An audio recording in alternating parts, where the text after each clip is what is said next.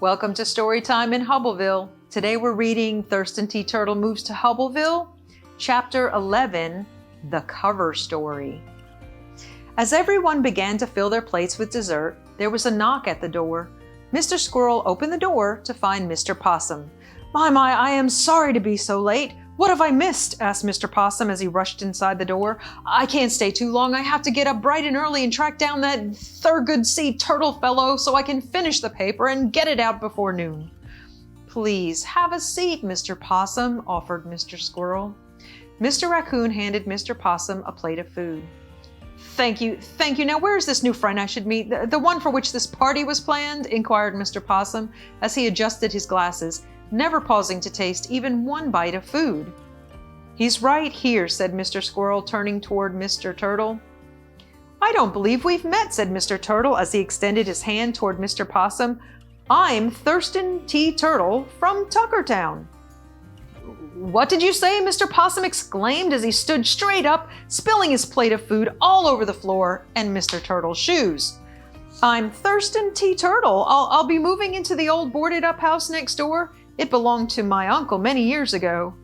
You're not Thurston Sea Turtle?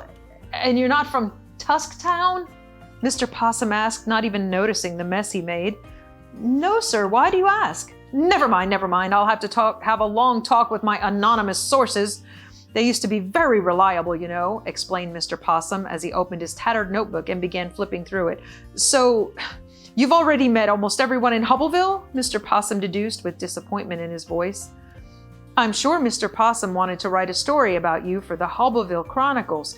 He writes, edits, and publishes the only paper in town, offered Mr. Raccoon. Mr. Turtle suddenly realized that Mr. Possum was probably quite accustomed to being the first to know about anything new in town. But this time, he was the last, which explained the disappointed look in Mr. Possum's eyes. Why don't you write a story about the history of the turtles in Hubbleville? I'm sure Mr. Squirrel could tell you some wonderful stories. He grew up next door to my uncle's house. I could call my relatives and gather more information, and maybe you could do some research on the history, Mr. Turtle suggested. I do have quite a collection of old papers, and there's plenty of information at the courthouse. Mr. Possum's eyes began to lighten up again. Oh, I would love to read all about that house and the turtles, Miss Blue Jay stated emphatically. In no time, Mr. Possum was enjoying himself just as much as everyone else at the party.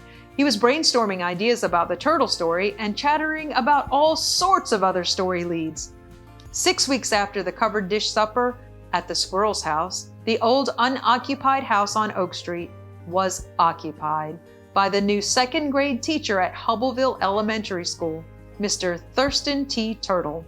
And to celebrate Hubbleville's newest citizen, a big story ran on the front page of the Hubbleville Chronicles. The headline read, Thurston T. Turtle Moves to Hubbleville.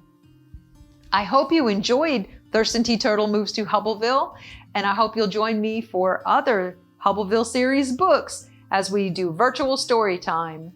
Thank you.